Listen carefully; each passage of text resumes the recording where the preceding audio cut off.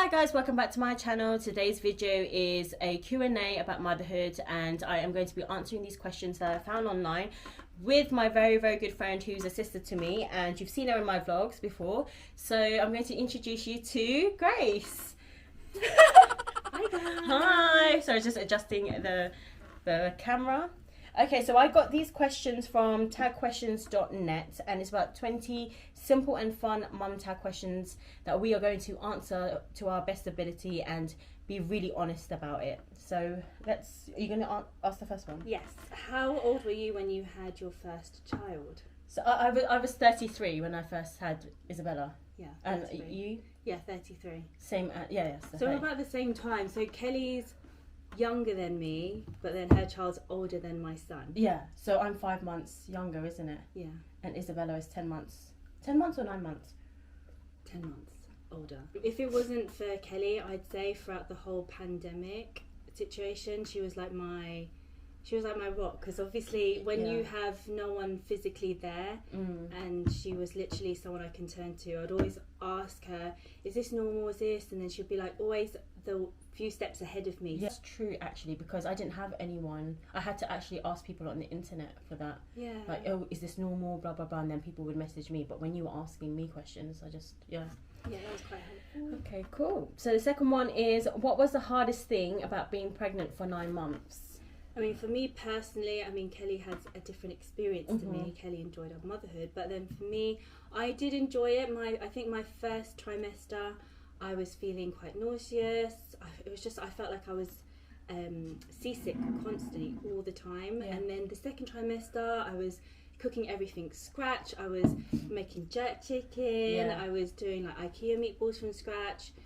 I was loving it. And then the third trimester was just difficult. I was so heavy. I was getting back pains. I was getting sciatica. My feet were getting swollen. I just did not enjoy it. Is that when you started swelling? The third trimester? Yeah, I was swelling majorly. I just didn't enjoy the last bit. I just wanted him to come out. Yeah. At that point. How early was that? Was Jam early or late? He was literally full term plus 2 days. That was it. Oh really? So Isabella was meant to be born on the 27th of Jan. So she was born early. 2 days early, yeah. So my first trimester, I didn't know, I had acne, didn't I? Yeah. Remember? And then had really bad skin. And at that time I didn't know I was pregnant, and we were getting married, and I had really bad skin. You were saying you were bloated. Yeah. You're really bloated. But you could tell, I mean, from our wedding pictures, I was bloated, but I didn't know I was pregnant. Yeah, you didn't look it. Yeah, and then the second trimester, I think I was okay. I was getting tired because I was travelling to London for my work, so I was showing early actually. Did you show early? Because you had a boy. No, I think I started showing when I was like maybe 4 or 5 months. A proper. I think you showed in your gender reveal. Yeah, a little bit though. Yeah, you don't think? But your gender reveal, you were proper showing. Yeah, I was. But I think I was showing earlier because even when I went to work, they were like, "Well, how many months are you?"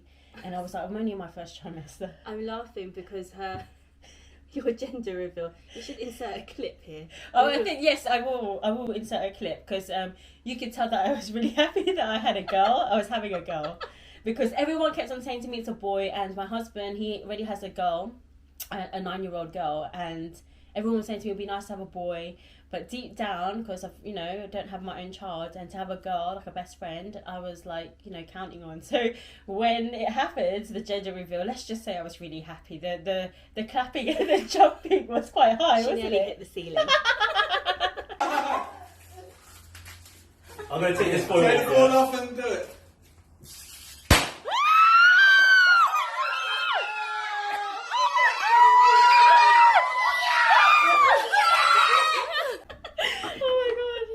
Okay, what's the third question? Can you think of any good things you enjoyed during those 9 months?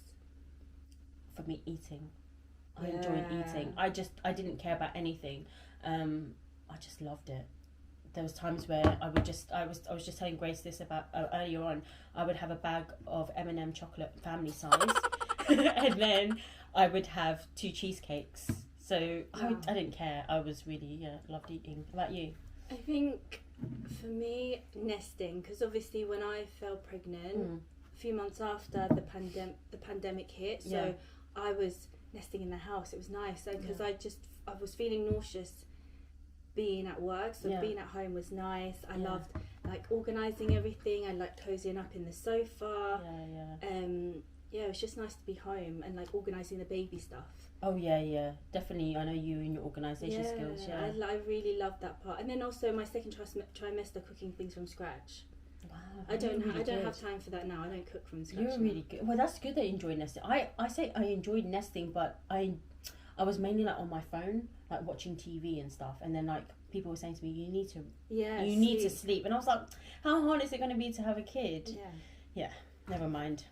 That's a different story. Fourth question. In your opinion, were all the things you heard about childbirth accurate or way off? Way off. I don't know, actually. To be honest, now I get it. I think when there are mums in, like, maybe who've got kids like that are 8, 9, they've kind of forgotten their birthing experience. Yeah. Whilst if it's still fresh in their minds, they've only had their kids maybe 2 years ago. Yeah. That'll probably be the honest truth. Mm-hmm. And I think people try and stop saying the truth so they don't scare people off. Yeah. And I think what I loved about Kelly was that she basically said the truth of the experience she had. She said it wasn't easy and not to scare you, and I was like, no, just tell me, because I wanted to know. But still, even though when you tell the truth, you're so oblivious to it when it happens. Yeah. I think you have to be in it to actually understand. Yeah, so you can read all the books. I found that if you read all the books, I even joined an NCT class, got advice from like really close friends, but at the time all of that went out the window. I was just so frightened. But I think our birth experience is very different. And I think there is a question about it, like on childbirth, so we can go into that as well. So yeah, definitely. Did I even answer that? I think so. Your opinion, what were your things you heard about childbirth accurate or way off? Did we both answer that? I think so. This is baby brain, by the way. I think so. Yeah. Okay. So so would you have handled childbirth differently if you could redo it again? Yes. Yeah, same. Yeah, for 100%. Me, I think, is this where we can talk more about childbirth, isn't it? I think so. Yeah, would you have handled childbirth differently if you could redo it? For me, yes. I think I should have been more prepared. I think because I was so into like enjoying the pregnancy and stuff, I didn't really think about the actual day when it would happen. So I was like not prepared. So the pains that I was getting was, I was in really bad pain that. To joke with you guys, I actually thought I was dying because I've never experienced pain like that. So I was with, my husband was working night shifts. I would message him and say, oh my God, the pain's come, you need to come home. And then I had that, that pink stuff that comes out. Oh, the discharge. Yeah, the discharge that came out. What is that called? It's not implantation. Oh. He's going to be baby brain. What is it? I can't remember that. No, I don't know. I can't remember what it was, but that's what happens when you know it's about to happen. It's like a pink discharge. Exactly. And I was in labour for 2 days. So my first day, I was like screaming, shouting. I was saying to my husband, I'm going to die. And I just thought I should have been more prepared. Yeah. And then like my actual childbirth, I'm not really going to go into it, but my actual childbirth experience prior to giving birth was, my midwife was like, do you want to go to the pool or not? And I was like, okay. But I brought my husband in the pool with me, and I think I shouldn't have done that because I think I made him really nervous. I was like pushing like left, right and centre. He thought he was drowning because of the water, and I was just not prepared at all. And I wish that one day. What would you have prepared then before? I think like watching more like video birth vlogs, like the realness of it. Like one born every minute, that kind of thing. Exactly, just to see. And you can see it on YouTube now when people actually give birth. They're really like honest about it, and they're it's quite raw. And I wish I did that. I was just too like up in the clouds. Oh, I'm pregnant and stuff like that. So yeah, that's one thing I would change. About you? I think I should have made time to do hypnobirthing. I think that method would have been so good because I just didn't. I was panicking a lot. I think not panicking. I just didn't handle the breathing situation very well. Like when the contractions happened, and Jan would say, my partner, he when they gave me the gas and air, I was literally inhaling it like it was giving me life. And then I'd be so knocked out from it because I just inhaled so much. I wish I educated myself on everything. Maybe not done the maybe just gone to the epidural straight away and not played hero. Yeah, I think I would have just done epidural and like not even, because I was 48 hours in labour. Wow, same as me then. Yes, but then I think I should have done epidural first, not played hero, hypnobirthing so I'm more calm, and then educate myself a bit more about C-section, because I always said I was quite open to like whatever happens, but you don't really think, you just think, oh, I'm just going to give birth and he or she's going to come out of me.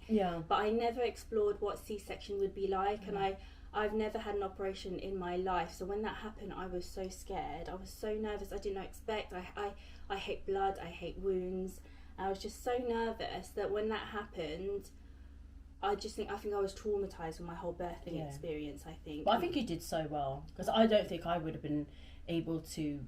I think all mothers are amazing anyway when they give birth. Even you say that about me, but then you would in that situation for your baby. I mean, any mother would, but then I just feel like I should have been more educated, more prepared. Should that happen? Because you're just in your mind, whatever happens, but you don't see like what your options is properly, and I didn't explore that. And I think if I was prepared to know what happens in a C-section, then I would have been a lot more calmer than I was. Did you have a good team to look after you? They were so nice. They were really, really nice. They looked after me. They wanted to play music, but their music thing wasn't working. And so they were just trying to cheer me up, because I just hate like things being injected into me, and they just handled me well, but I just wish I knew more. You're lucky, because the person that was looking after me, I had trainees. Oh wow. So they were really young, and it was like whenever I asked them a question, they'll be like, let me ask, the senior.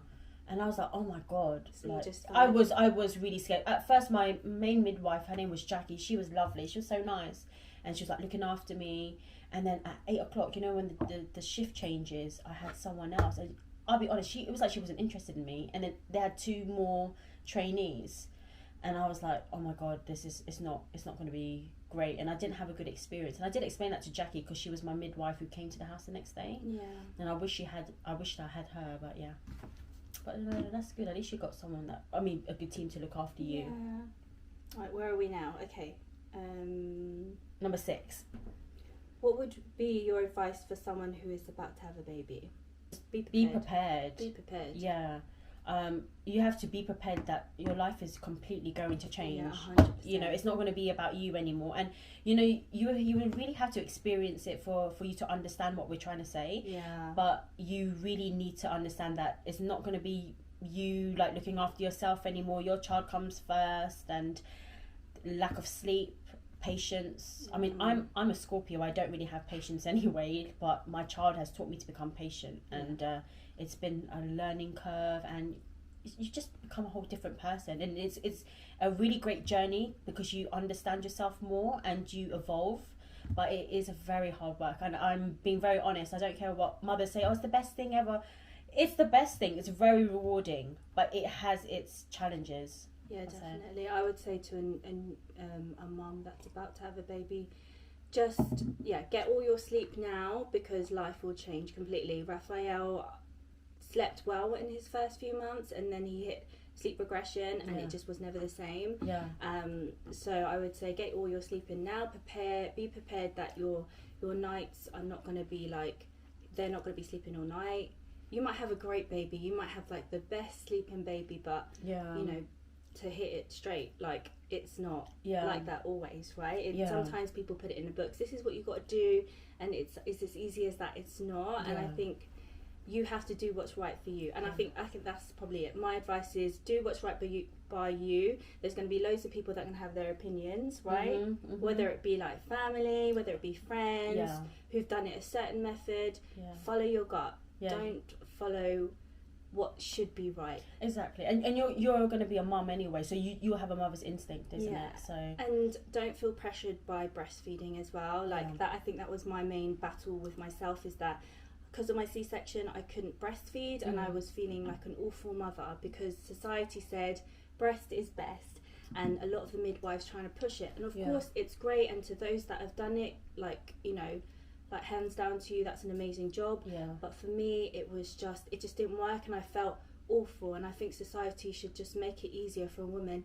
If it doesn't work, It doesn't work. it doesn't work. And as long as your child's being fed. Yeah, Do you know what I mean? a happy mum will be. You'll have a happy baby as well. Yeah, so yeah. that's my, Yeah, no, 100%. I only breastfed for 3 months. yeah, but that's still amazing though. Yeah, 3 months, but yeah. What was the next question? What has been the hardest thing about being a mom? Right, you touched on this before. Yeah, I that's think, what I said, I yeah. think it's like just not getting used to not being independent anymore. I think like we always discuss like we can't just up and leave like we used to. Yeah. I mean, you miss your old life, and I'm not saying I don't appreciate my new life, but it's a lot of adjusting. Yeah. Isn't it? Yeah, it's a lot of adjusting, a lot of sacrifices, I think. A lot of sacrifices, like, you know, for me going part-time, you know, I was full-time, and you know, we just got a house before I fell pregnant, so we were managing our bills and everything, and then it's now just, it can work, but you just got to sacrifice a lot of things. Yeah, and it's nothing. I think it's a reward when we get to do things for ourselves, like go out have a coffee, or just have a nice walk, like the time we went to Windsor together. Yeah, like I think that's the last time. I mean, we see each other quite often, but that is the last time I think you and I actually have done something for ourselves. Go for a nice walk, have a coffee, and then have a nice lunch. Yeah. That was like last year. Yeah, it's just really hard to have time for yourself, and I think I'd say very difficult, because you need to have time for yourself. Yeah, I think that's Yeah. What was the next? Number 8. What has been the most rewarding thing about being a mum? For me, it's just obviously having your own flesh and blood, isn't it? Your own flesh and blood. That when something, you know, when my daughter cries and she's looking for me and she wants hugs and she tells me she loves me and she always wants to be with me. That's, for me, that's rewarding enough.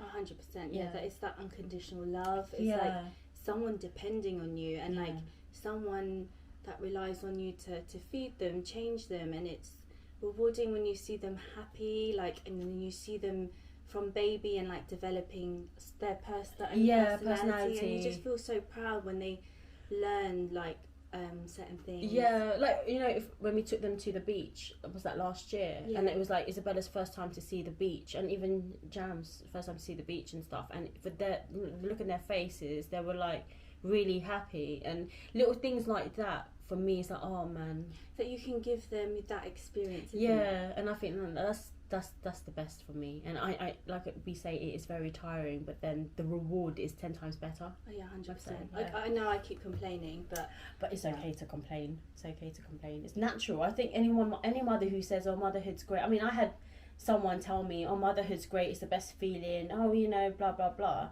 That person was chatting a lot of rubbish to me, because you're not telling the truth. You know, when I asked questions about, you know, what's the difficult bit, nothing. It was nothing. So it was just like, oh, okay, so here's me listening to this person. So come to having the baby, you think it's you, or you think it's your child, but actually no, everyone goes through exactly. And that's how I suffer from postnatal depression. I had that for a few weeks, and I remember I called you. I was like, I need to get away. Yeah. And you were pregnant. I was like, I need to get away. Can I stay over? And you know, nice of you guys to offer me to stay around. But I think just being honest with, you know, with a mother or a mum is very important. 100%. Or is it number 9? What was the most surprising thing you discovered about being a mum? What was the surprising thing? Oh, jeez. For me, I didn't know I had patience of being a mum, because like I said, I'm not a patient person, but when it came to Isabella, it taught me that, oh God, I am patient. Patience, you learn it. You learn it. I think for me, it's like, I'd always look at my mum, and I'd see like her work full time, and then doing all the laundry and washing and cleaning and just the whole like managing the household. I thought, how does she do that?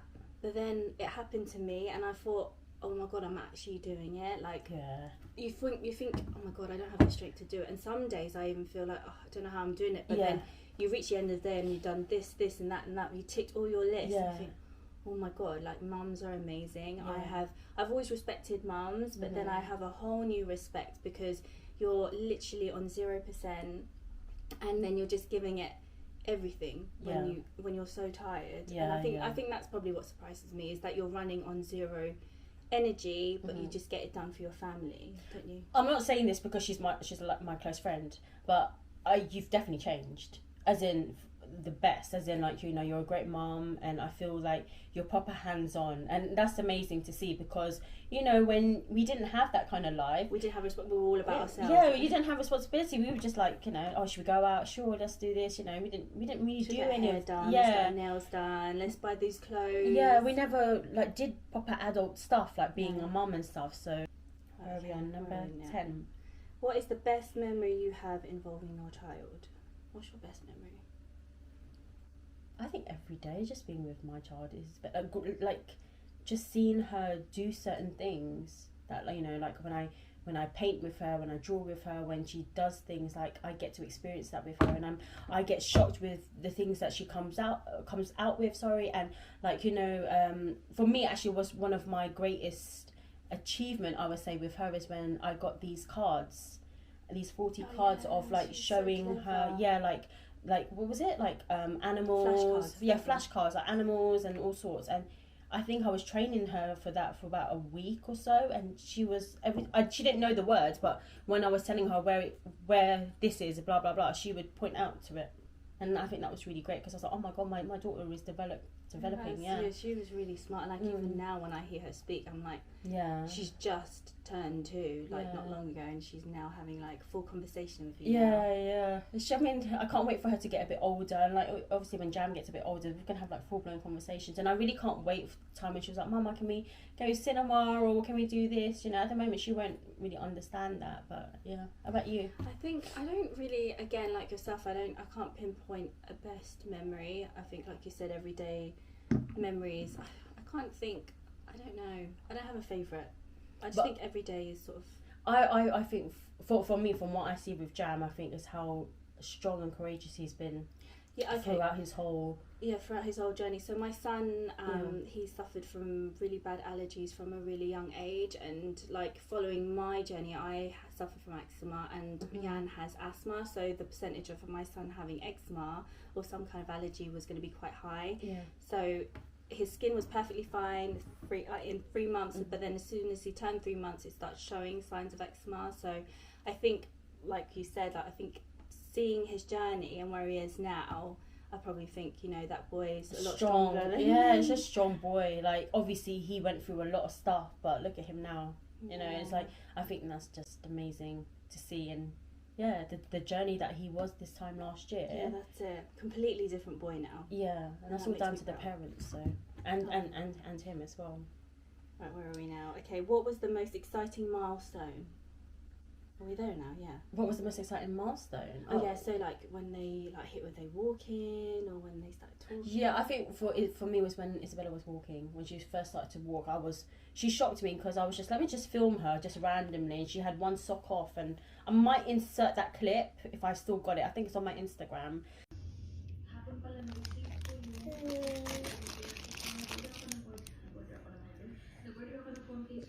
And she was just walking towards me, and I was bawling. Because I think Bella and Jam both hit walking before their first birthday. Yeah, and you said to me, Isabella's going to hit. She's going to walk before she turns 1. Yeah, because she was 11 months, just like Jam. He was 11 months. We started walking.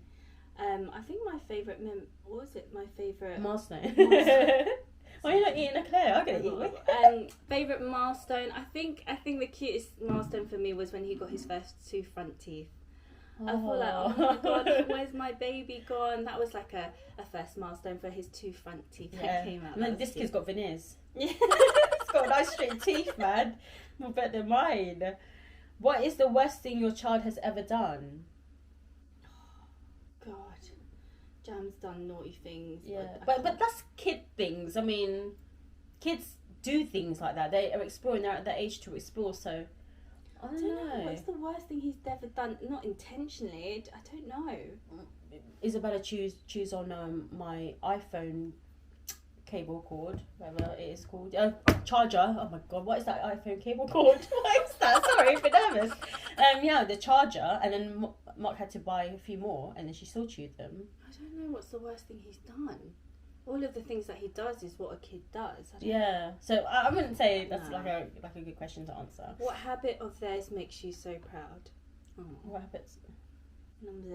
That was number 14. Would you call like? What do you mean? So for me, for Raphael, my most proudest is when we prompt him to say please and thank you, or sometimes actually if he does it himself. So if I give him a snack, he's like ta, you know. Oh like yeah. Like jam to say please and thank you and stuff. That's our proudest moment. Is not only for us, but for like maybe his like grandparents. Like, he'll say please and thank you. So that's my proudest moment, and also.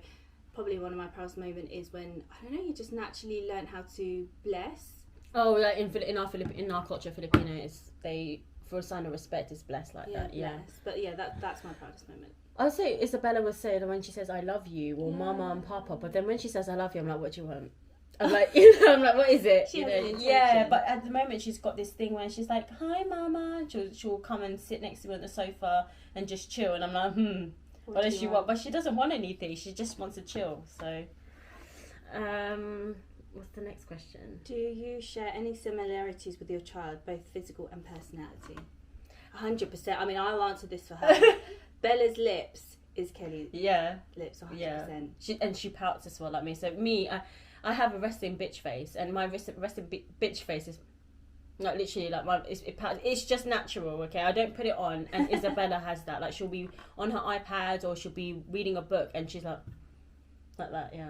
But I think her like physical is me but Mark eyes, right? Yeah. Yeah. It's like the eyes up is Mark and the nose down. Yeah. Same with Jan and I. Like with Jam, like it's the same with he's got his dad's eyes and forehead.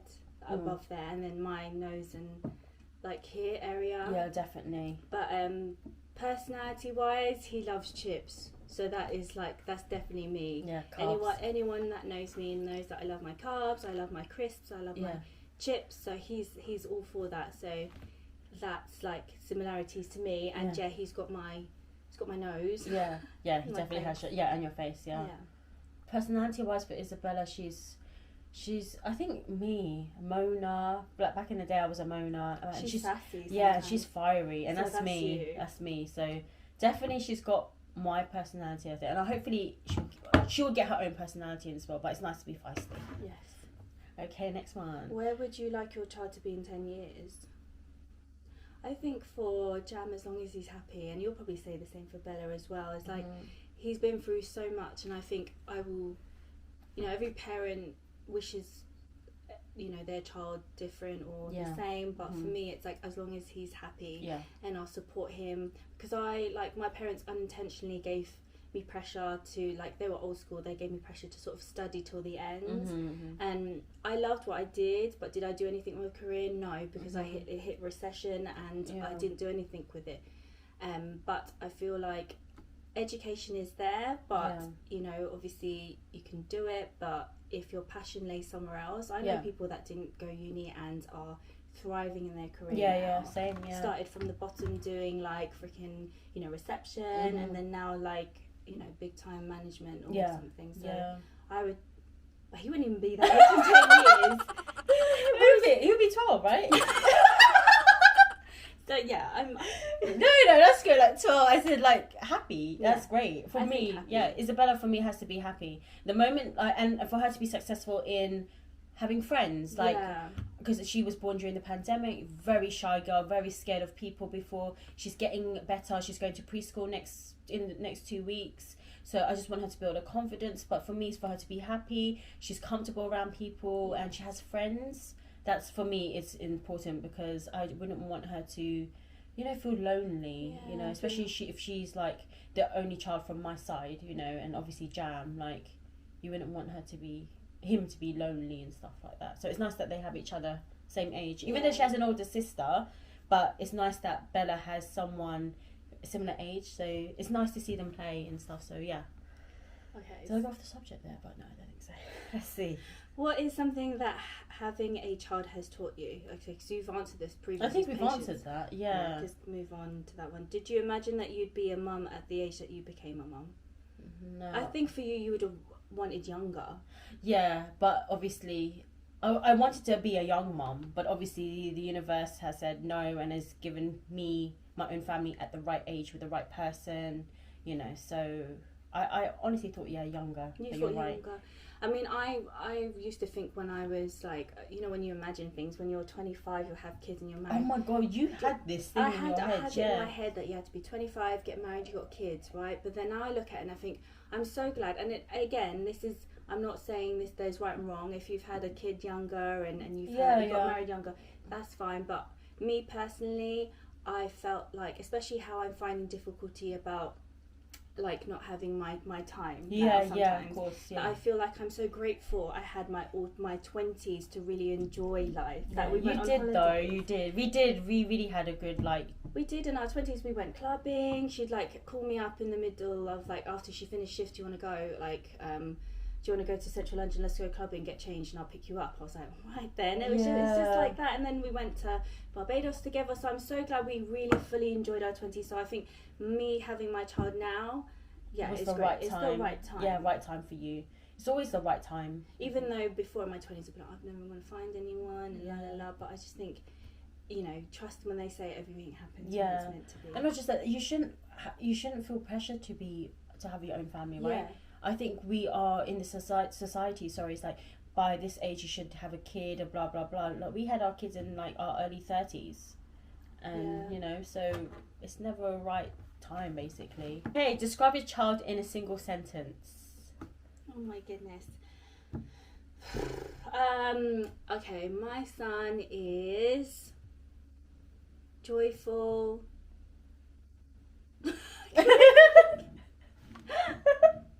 I don't know. I'd say lovey. Yeah. It's funny. Yeah, he's funny.